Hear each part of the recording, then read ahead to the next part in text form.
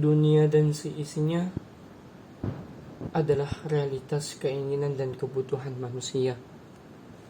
Tanpa ini, manusia akan terbengkalai, bahkan mati.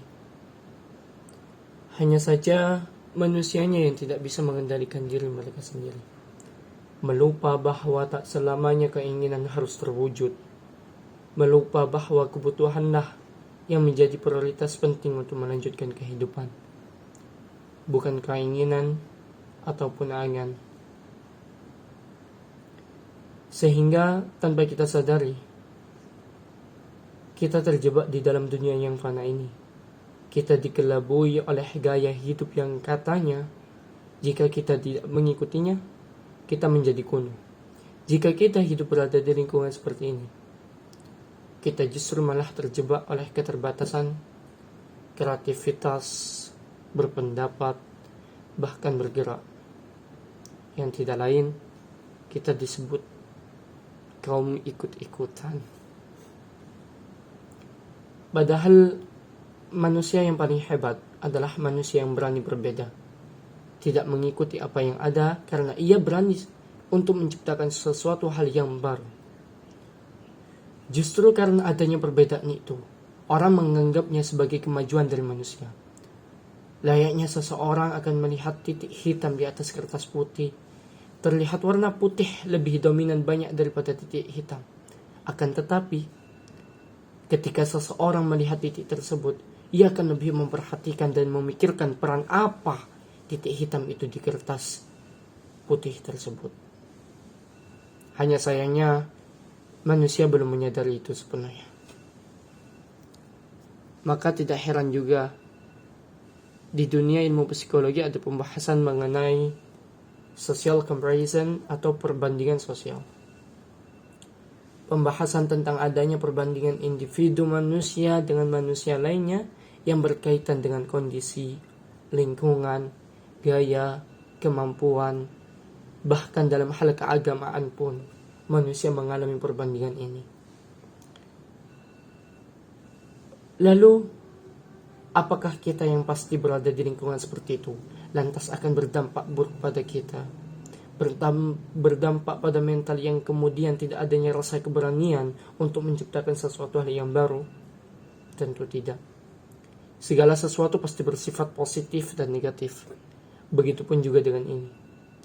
Sebagai makhluk sosial, manusia meski tidak disuruh atau dalam keadaan tanpa sadar harus menyaring apa yang ada di sekitarnya.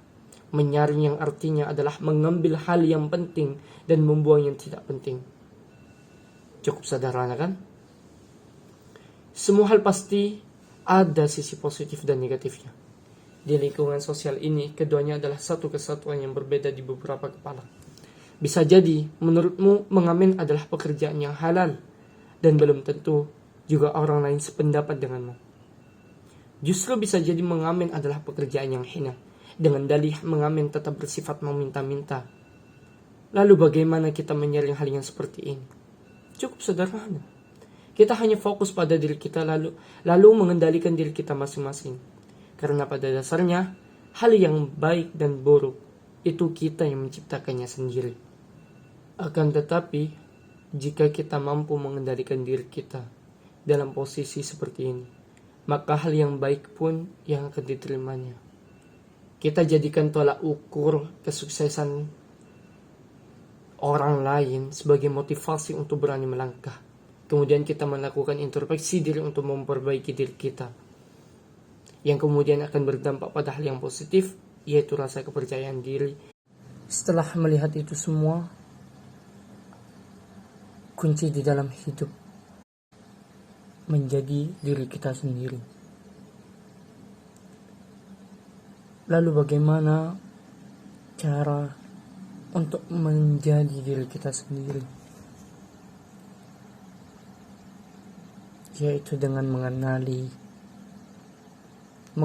setiap sisi apa yang kita suka, mengenali setiap apa peran kita di lingkungan kita, semuanya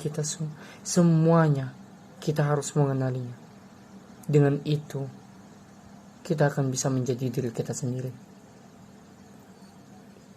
Ketika kita bisa menjadi diri kita sendiri, kita akan bisa menghadapi perbandingan lingkungan yang ada di sekitar kita